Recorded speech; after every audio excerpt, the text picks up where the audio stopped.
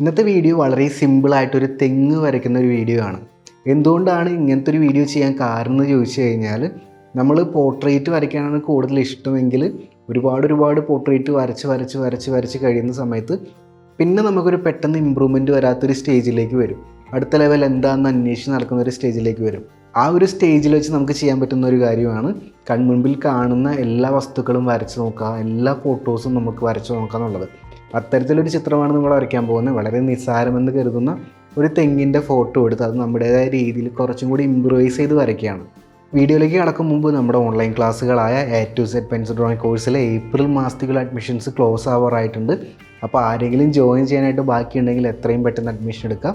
Join ചെയ്യാനുള്ള link ഞാൻ താഴെ കൊടുക്കുന്നുണ്ട്. അതിലേക്ക് ക്ലിക്ക് ചെയ്ത് നമ്മുടെ അഡ്മിഷൻ ടീമിന് മെസ്സേജ് അയച്ചു കഴിഞ്ഞാൽ അവർ കോഴ്സ് ഡീറ്റെയിൽസ് എല്ലാം നിങ്ങൾക്ക് അയച്ചു തരുന്നതായിരിക്കും. ആ ഡീറ്റെയിൽസ് എല്ലാം വായിച്ചു നോക്കി മനസ്സിലാക്കി നിങ്ങൾക്ക് അഡ്മിഷൻ എടുക്കാനായിട്ട് സാധിക്കും. അപ്പോൾ ഓൺലൈൻ ക്ലാസ്സുകളെ കുറിച്ചുള്ള വീഡിയോ നമ്മൾ ഇതിനു മുൻപ് ചെയ്തിട്ടുണ്ട്. അതൊന്ന് കണ്ടു നോക്കിയിട്ട് നിങ്ങൾ അഡ്മിഷൻ എടുക്കുക.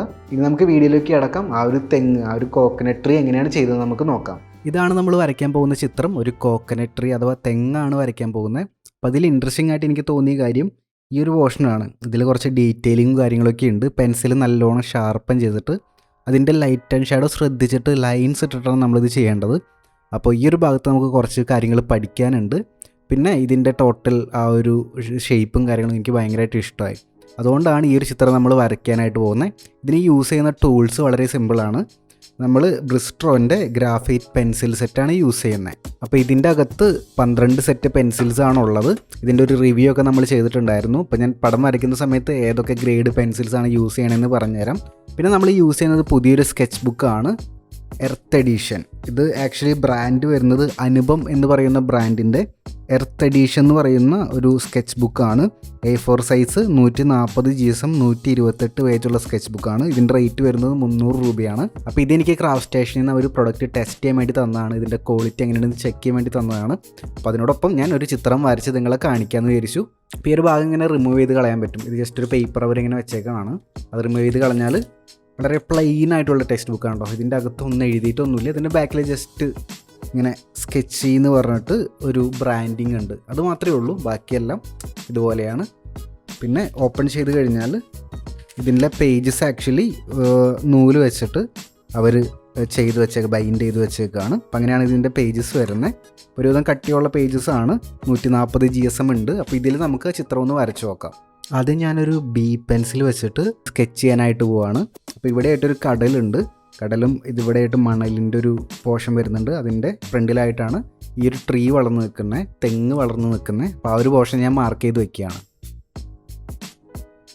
അപ്പം ഇങ്ങനെയുള്ള ലൈൻസ് വരയ്ക്കുന്ന സമയത്ത് വളരെ ലൈറ്റായിട്ട് മൾട്ടിപ്പിൾ ലൈൻസ് വരാതെ സിംഗിൾ ലൈൻ ഉപയോഗിച്ചിട്ട് വരയ്ക്കുകയാണെങ്കിൽ കുറച്ചുകൂടി ബെറ്റർ. ചിലരിങ്ങനെ നിർത്തി വരയ്ക്കുന്നത് കാണാറുണ്ട്. അതിനേക്കാൾ ബെറ്റർ ഇങ്ങനെ ഒറ്റ സ്ട്രെച്ചിന് മൾട്ടിപ്പിൾ ലൈൻസ് വരാതെ സിംഗിൾ ലൈൻസ് ഉപയോഗിച്ചിട്ട് നീറ്റായിട്ട് കംപ്ലീറ്റ് ആക്കുന്നതാണ്. കുറച്ചുകൂടി നീറ്റ്നെസ് നമുക്ക് കിട്ടും. എനിക്കിത് ക്യാമറയിൽ എത്രത്തോളം കിട്ടുന്നൊന്നും അറിയില്ല. ഞാൻ അത്രയും ലൈറ്റാക്കിയിട്ടാണ് വരയ്ക്കുന്നത്. നിങ്ങൾ വരയ്ക്കുമ്പോഴും അതുപോലെ തന്നെ ലൈറ്റ് ആക്കിയിട്ട് വേണം സ്കെച്ച് ചെയ്യാനായിട്ട്. ഈ ഒരു ടോപ്പ് പോർഷനിൽ എത്തുന്ന സമയത്ത് നമ്മൾ ആക്ച്വലി ഇതിൻ്റെ ഡീറ്റെയിലിങ്ങിലേക്ക് ആദ്യം പോകാതെ ഇതിൻ്റെ ടോട്ടൽ ഷേപ്പ്, ഓരോ പീസിൻ്റെയും ടോട്ടൽ ഷേപ്പാണ് ആദ്യം വരയ്ക്കേണ്ടത്. എന്നിട്ട് ഷെയ്ഡിങ് പ്രോസസ്സിലാണ് നമ്മൾ ഇതുപോലുള്ള ലൈൻസിൻ്റെ ഡീറ്റെയിലിംഗ് കൊടുക്കുന്നുണ്ടാവുക. അപ്പോൾ ആ ഒരു ഭാഗമാണ് നമ്മളിപ്പോൾ ശ്രദ്ധിക്കേണ്ടത്. അപ്പോൾ ഈ ഒരു ടോപ്പ് പോർഷനിൽ ഓരോ പീസിൻ്റെയും ടോട്ടൽ ഷേപ്പുകൾ നമ്മൾ വരച്ചിടുന്നുള്ള പ്രോസസ്സാണ് ഇപ്പോൾ നമ്മൾ ചെയ്യാൻ പോകുന്നത്.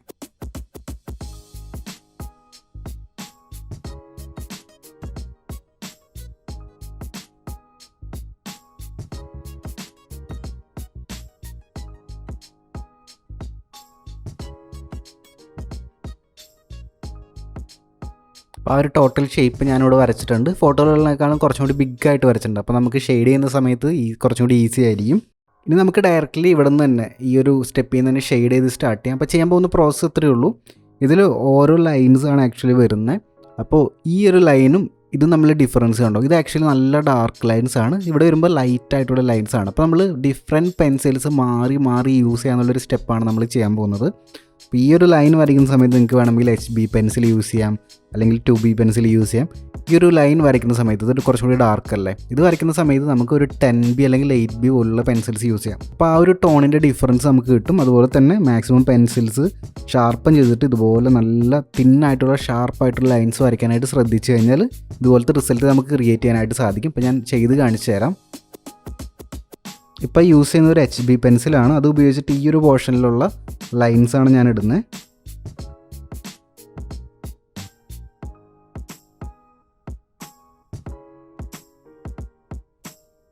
ഇനി ഞാനൊരു 8B പെൻസിൽ എടുക്കുകയാണ്. അത് ഉപയോഗിച്ചിട്ട് ഈ ഒരു സൈഡ് ചെയ്യാണ്.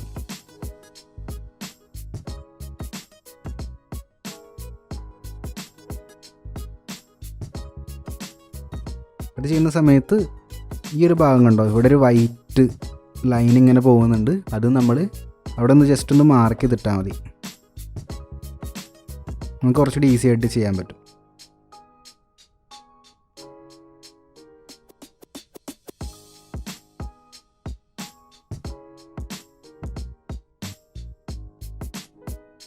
അതിൻ്റെ പാറ്റേൺ നമ്മൾ മനസ്സിലാക്കി എടുക്കുക, പിന്നെ നല്ല നീറ്റായിട്ട് ലൈൻസ് ഇടുക എന്നുള്ളതാണ് ഈ ഒരു സ്റ്റെപ്പിൽ നമ്മൾ ശ്രദ്ധിക്കേണ്ട കാര്യം.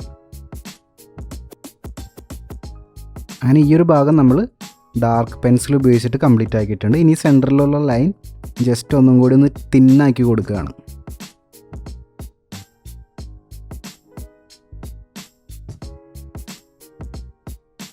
ഇതേ പാറ്റേണിലാണ് നമ്മൾ ബാക്കിയെല്ലാം കംപ്ലീറ്റ് ആക്കുന്നത്. ഇതിൻ്റെ സെൻറ്ററിലുള്ള ലൈൻ വളരെ ഇമ്പോർട്ടൻ്റ് ആണ്. അതിനൊരു ലൈറ്റ് ഷെയ്ഡ് കിട്ടിക്കഴിഞ്ഞാൽ മാത്രമേ ഒരു എഫക്റ്റ് നമുക്ക് ക്രിയേറ്റ് ചെയ്യാനായിട്ട് പറ്റുള്ളൂ. അപ്പോൾ അത് ആദ്യം ഇട്ട് കഴിഞ്ഞാൽ പിന്നെ നമുക്ക് ഈ ഒരു പെൻസിൽ ഉപയോഗിച്ചിട്ട് അതിൻ്റെ ഓല സെപ്പറേറ്റ് ആയിട്ട് ഇങ്ങനെ വരച്ചെടുക്കാം.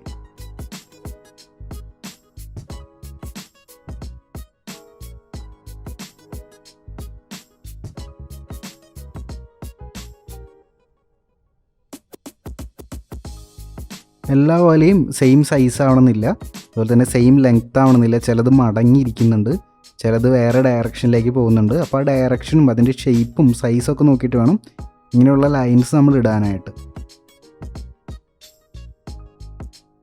ഇത് സമയം എടുത്തിട്ട് വളരെ കോൺസെൻട്രേറ്റ് ചെയ്ത് ചെയ്യേണ്ട ഒരു കാര്യമാണ്. അപ്പോഴാണ് നമുക്ക് നല്ല നീറ്റായിട്ട് ഇത് ചെയ്യാനായിട്ട് പറ്റുള്ളൂ.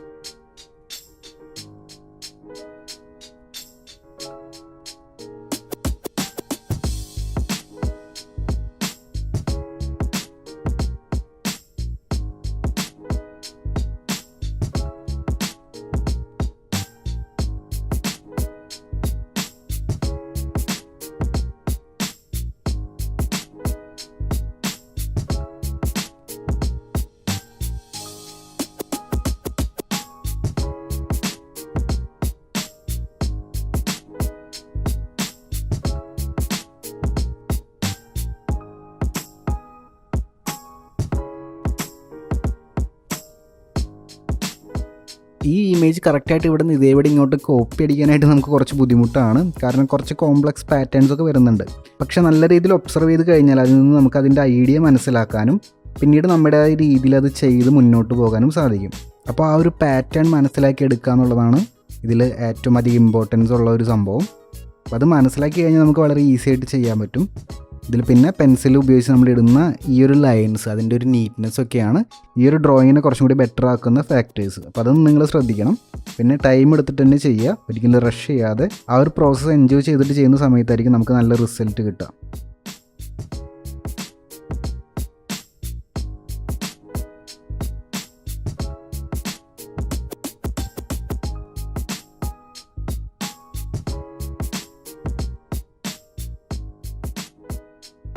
ഈ ഒരു ഡ്രോയിങ്ങിൽ ഏറ്റവും സാറ്റിസ്ഫൈങ് ആയിട്ടുള്ളൊരു കാര്യമാണ് ഇങ്ങനെയുള്ള ലൈൻസ് ഇടുക എന്നുള്ളത്.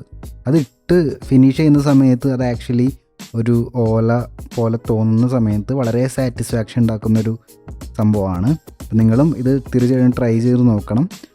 നോർമലി നമ്മൾ ഒരുപാട് ടൈം ഷെയ്ഡൊക്കെ ചെയ്ത് അല്ലെങ്കിൽ പാരലൽ ഹാച്ചിങ് ഒക്കെ ചെയ്ത് ഒരു ഒബ്ജക്റ്റ് ഉണ്ടാക്കിയെടുക്കണേക്കാളും ഒരു ഡിഫറെൻ്റ് ആയിട്ടുള്ള അപ്രോച്ചാണ് ഇതുപോലുള്ള പാറ്റേൺസ് ഉപയോഗിച്ചിട്ട് പെൻസിൽ ലൈൻസ് ഉപയോഗിച്ചിട്ടൊരു ഒബ്ജക്റ്റ് ക്രിയേറ്റ് ചെയ്യുക അല്ലെങ്കിൽ ആ ഒബ്ജക്റ്റിൻ്റെ ഫീൽ കൊണ്ടുവരാന്നുള്ളത്. അപ്പോൾ നിങ്ങൾക്ക് നല്ലൊരു എക്സ്പീരിയൻസ് ആയിരിക്കും ഇതുപോലുള്ള ഡ്രോയിങ്സുകൾ. അപ്പോൾ നമ്മൾ ഏകദേശം ഈ ഒരു പോർഷൻ നമ്മൾ കംപ്ലീറ്റ് ആക്കിയിട്ടുണ്ട്.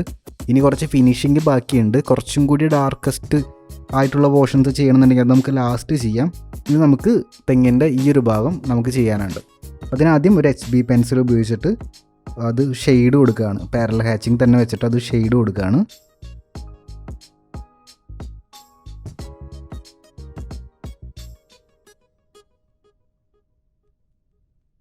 അതിനൊരു ലൈറ്റ് ടോൺ കൊടുത്തു കഴിഞ്ഞാൽ പിന്നെ എവിടെയാണോ മിഡിൽ ടോൺ ഉള്ളത് അതിൻ്റെ ഷെയ്ഡ് നമ്മൾ രണ്ടാമത്തെ ലെയറായിട്ട് കൊടുക്കുകയാണ്.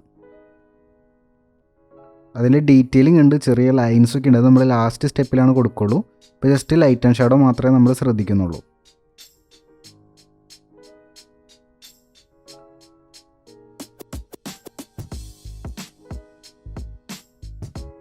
റെഫറൻസ് പിക്ചറിൽ നിന്ന് വ്യത്യസ്തമായിട്ട് ചെറിയ വളവൊക്കെ ഞാൻ വരുത്തിയിട്ടുണ്ട് തെങ്ങിന്, കുറച്ചും കൂടി ഒരു വെറൈറ്റി കിട്ടാൻ വേണ്ടിയിട്ടാണ്.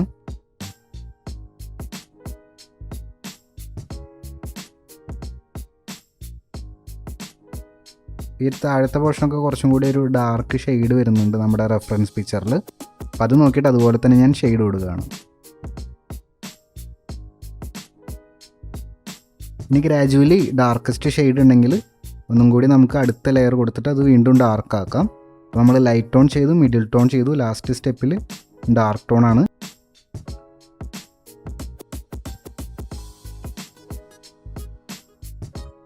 ഇനി നമുക്ക് പതിയെ 8B പെൻസിൽ എടുത്തിട്ട് ചെറിയ ലൈൻസും പാറ്റേണൊക്കെ ഉണ്ടെങ്കിൽ അതൊന്ന് ജസ്റ്റ് ഒന്ന് ഇട്ട് കൊടുക്കാം.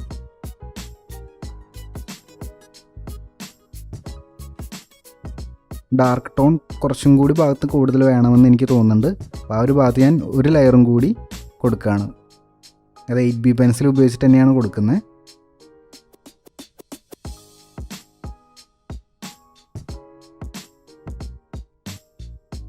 നമുക്ക് താഴത്തെ ഈ ഒരു ലാൻഡാണ് ചെയ്യാനുള്ളത്. പിന്നെ വാട്ടർ പോലെ ഈ ഒരു ഭാഗം വരുന്നുണ്ട്. അത് നമുക്ക് ജസ്റ്റ് ലൈറ്റായിട്ട് പെൻസിൽ ഷെയ്ഡ് വെച്ചിട്ട് പെട്ടെന്ന് അത് കംപ്ലീറ്റ് ആക്കാം.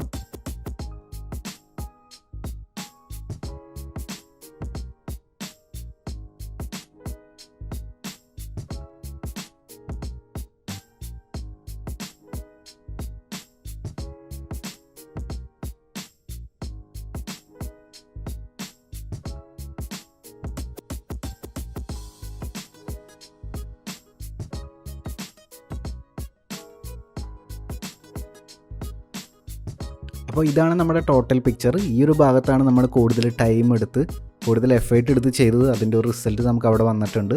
പിന്നെ ഈ ഒരു ഭാഗങ്ങളൊക്കെ നമ്മൾ പെട്ടെന്ന് ചെയ്തെടുക്കുമായിരുന്നു. അപ്പോൾ നിങ്ങളും ഇതുപോലെ ട്രൈ ചെയ്ത് നോക്കുക. ഇന്നത്തെ ഈ ഒരു വീഡിയോ എല്ലാവർക്കും ഇഷ്ടപ്പെട്ടെന്ന് വിചാരിക്കുന്നു. ഒരുപാട് പോർട്രേറ്റ്സും കാര്യങ്ങളൊക്കെ വരച്ച് ഫ്രീ ടൈം കിട്ടുന്ന സമയത്ത് ഇതുപോലുള്ള കാര്യങ്ങളും കൂടി വരയ്ക്കുക. കോമൺ ആയിട്ടുള്ള ഒബ്ജക്റ്റുകളും വളരെ സിമ്പിളായിട്ടുള്ള ഫോട്ടോഗ്രാഫൊക്കെ ഡൗൺലോഡ് ചെയ്ത് അതൊക്കെ നോക്കി വരച്ച് പ്രാക്ടീസ് ചെയ്യാം. അങ്ങനെ വരയ്ക്കുന്ന സമയത്ത് നമ്മുടെ സ്കില്ല് വേറൊരു ലെവലിലേക്ക് പോകും നിങ്ങൾക്ക് തന്നെ കാണാനായിട്ട് സാധിക്കും. അപ്പോൾ എല്ലാവരും നല്ല രീതിയിൽ പ്രാക്ടീസ് ചെയ്യുക. അടുത്ത ദിവസം മറ്റൊരു വീഡിയോ ആയിട്ട് നമുക്ക് വീണ്ടും കാണാം. എല്ലാവർക്കും നല്ലൊരു ദിനം ആശംസിക്കുന്നു. ബൈ.